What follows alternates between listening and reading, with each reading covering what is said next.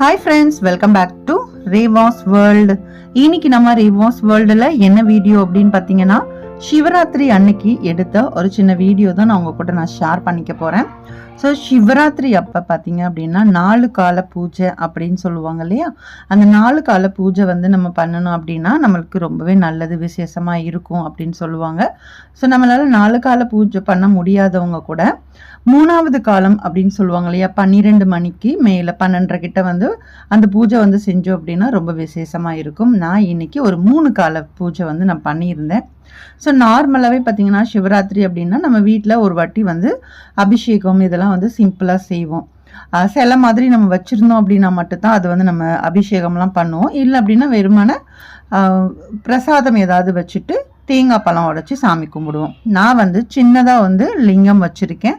So அதனால நான் ரெகுலராக பார்த்தீங்கன்னா எனக்கு தோணுச்சு அப்படின்னா நான் அபிஷேகம் செஞ்சுப்பேன் எப்பயுமே.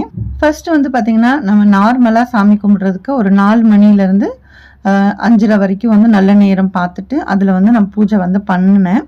ஸோ அப்போ நான் பிரசாதம் எதுவுமே பண்ணலை. அதனால பேரிச்சம்பழம் இருந்துச்சு, அப்புறம் தேங்காய் உடச்சி வச்சுருக்கேன், பழம் எடுத்து வச்சுருந்தேன்.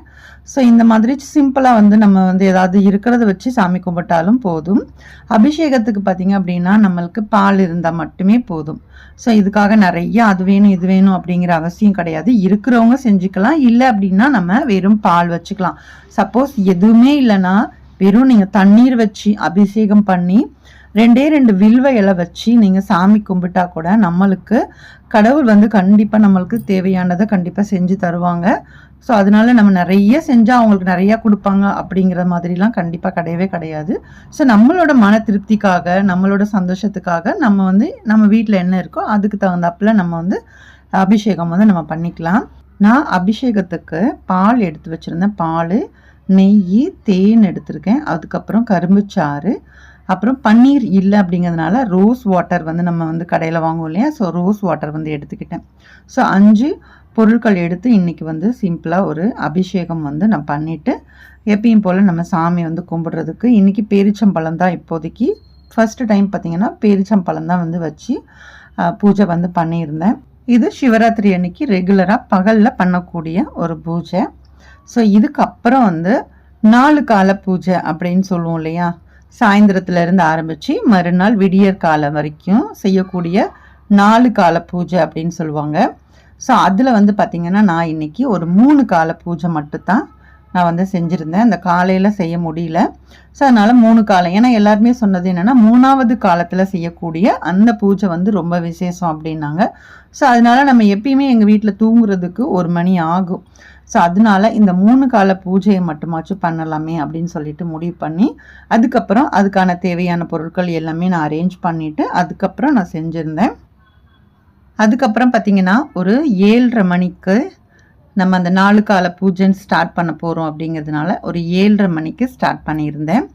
ஸோ 7:30 மணிக்கு ஃபர்ஸ்ட் பூஜை. அதுக்கு தேவையான பொருட்கள் பார்த்திங்கன்னா நான் இன்றைக்கி மறுபடியும் தேங்காய் இதெல்லாமே உடச்சிட்டு, ஏன்னா முதல்ல செஞ்சது தனி, இது அந்த 4 கால பூஜைன்னு சொல்லுவோம் இல்லையா, அதில் நான் ஃபஸ்ட் சூஸ் பண்ணிக்கிட்டேன். அதனால் தேங்காயுமே உடச்சி வச்சுட்டு ஃப்ரூட்ஸ் எல்லாமே மாற்றி எடுத்து வச்சுட்டேன். இதற்கு கொஞ்சமாக பால் எடுத்திருக்கேன். அதுக்கப்புறம் பஞ்சாமிரதம் பண்ணியிருந்தேன். கொஞ்சமாக ரோஸ் வாட்டர் மட்டும் எடுத்திருக்கேன். அப்புறம் பிரசாதத்துக்கு சக்கரை பொங்கலும் கொஞ்சம் பாதாம் எடுத்திருக்கேன். அதுக்கப்புறம் 2 பேரிச்சம்பழமும் எடுத்திருக்கேன். ஃபஸ்ட்டு வச்சுருந்ததை மாற்றிட்டு 2வது இந்த பூஜைக்கு எல்லாமே அரேஞ்ச் பண்ணி சாமியெல்லாம் கும்பிட்டு முடிச்சாச்சு. அதுக்கப்புறம் இந்த 4 கால பூஜையில் 2வது காலம் அப்படிங்கிறது ஒரு 10:30 மணிக்கு ஸ்டார்ட் ஆகும். இப்போ அபிஷேகத்துக்கு நான் என்ன எடுத்திருக்கேன்னு பார்த்தீங்கன்னா இளநீர் எடுத்திருக்கேன், கரும்புச்சாறு, அதுக்கப்புறம் எப்பயும் போல் பால், தண்ணி. இதுதான் இன்னைக்கு இது 2வது கால பூஜைக்கு நான் எடுத்திருக்கிற அபிஷேக பொருள். அதுக்கப்புறம் பிரசாதம் பார்த்தீங்கன்னா வெண்பொங்கல் பண்ணியிருந்தேன். ஸோ இது மட்டும்தான் வச்சு சாமி நல்லா திருப்தியாக சாமி கும்பிட்டாச்சு. மனசுக்கு ரொம்பவே நல்லா இருந்துச்சு. இதெல்லாம் முடித்ததுக்கப்புறம் 3வது கால பூஜை அப்படிங்கிறது 12 மணிக்கு மேலே. ஸோ நீங்கள் 12 மணிக்கும் நீங்கள் சாமி கும்பிடலாம், இல்லை அப்படின்னா ஒரு 12:30 மணிக்கு கூட நீங்கள் சாமி கும்பிட்டுக்கலாம். ஸோ நான் இன்றைக்கி ஒரு 12:15 மணி ஆயிடுச்சு. ஸோ அந்த டைமில் தான் மூணாவது கால பூஜை வந்து நான் பண்ணியிருந்தேன். ஸோ இன்னைக்கு மூணாவது கால பூஜைக்கு என்ன பிரசாதம் வந்து நான் எடுத்து வச்சிருக்கிறேன் அப்படின்னு பார்த்தீங்கன்னா, பிரசாதம் வந்து இன்னைக்கு பஞ்சாமிர்தம் தான் எடுத்திருக்கேன். ஸோ அபிஷேகத்துக்கு இன்னைக்கு 9 வகையான அபிஷேக பொருட்கள் வந்து நான் எடுத்திருக்கேன். ஸோ என்னென்னு சொல்கிறேன். எப்பயும் போல் பால் எடுத்திருக்கேன், தேன், அப்புறம் நெய், மஞ்சளும் சந்தனமும் கரைச்சி ஒரு இது மாதிரி எடுத்துக்கிட்டேன். அதுக்கப்புறம் வந்து பஞ்சாமிர்தம், திருநீரும் வந்து தண்ணியில் கலந்து எடுத்து வச்சுக்கிட்டேன். அப்புறம் இளநீர், அப்புறம் ரோஸ் வாட்டர், அது போக தண்ணியோட சேர்க்கும்போது 9 பொருட்கள் ஆச்சு அபிஷேகத்துக்கு. இது வந்து மூணாவது கால பூஜை அப்போ இந்த இதை தான் பண்ணியிருந்தேன். பிரசாதம் இது வந்து பார்த்திங்கன்னா பஞ்சாமிர்தம் பண்ணியிருந்தோம் இல்லையா, அதுவே பிரசாதத்துக்கு வச்சுட்டு திருப்தியாக சாமி வந்து கும்பிட்டாச்சு. ஸோ இந்த மூணாவது கால பூஜை அப்படிங்கிறது ரொம்ப விசேஷம் அப்படிங்கிறதுனால இது முடிச்சதுக்கப்புறம் உடனே வந்து படுக்கக்கூடாது அப்படிங்கிறதுனால நல்லா ஒரு 2 மணி வரைக்கும் உட்கார்ந்துருந்தோம். ஸோ அதுக்கப்புறம் செய்கிறதா இருந்தாலும் 4வது கால பூஜை வந்து பண்ணியிருக்கலாம். ஸோ என்னால் இருந்தாலும் போதும் அப்படிங்கிறதுனால சரி இந்த 3 கால பூஜையோடையே நான் வந்து ஸ்டாப் பண்ணிட்டேன். ஸோ இது முடிச்சதுக்கப்புறம் கொஞ்ச நேரம் ஏன்னா நம்ம மற்ற ஏதாச்சும் பார்க்கக்கூடாது அப்படிங்கிறனால சிவபுராணம் அந்த மாதிரி சும்மா ஃபோனில் போட்டு கேட்டுட்டு இருந்துட்டு ஒரு 2 மணி வரைக்கும் உட்காந்துருந்தோம். அதுக்கப்புறம் தூங்க போயாச்சு. ஸோ இந்த வருஷம்தான் நான் வந்து இந்த 4 கால பூஜை அப்படிங்கிறத நான் வந்து வீட்டில் செஞ்சுருந்தேன். ஏன்னா எப்பயும் ஒரு வாட்டி வந்து நம்ம அபிஷேகம் செய்வோம், சாமி கும்பிடுவோம், அதோட முடிஞ்சிச்சு. அதுக்கப்புறம்லாம் வந்து கோவிலுக்கு போயிட்டு வந்தோம்னா வேலை முடிஞ்சிச்சு. அதுக்கப்புறம்லாம் நம்ம வந்து பூஜைலாம் வந்து நைட்டெல்லாம் பண்ண மாட்டோம்.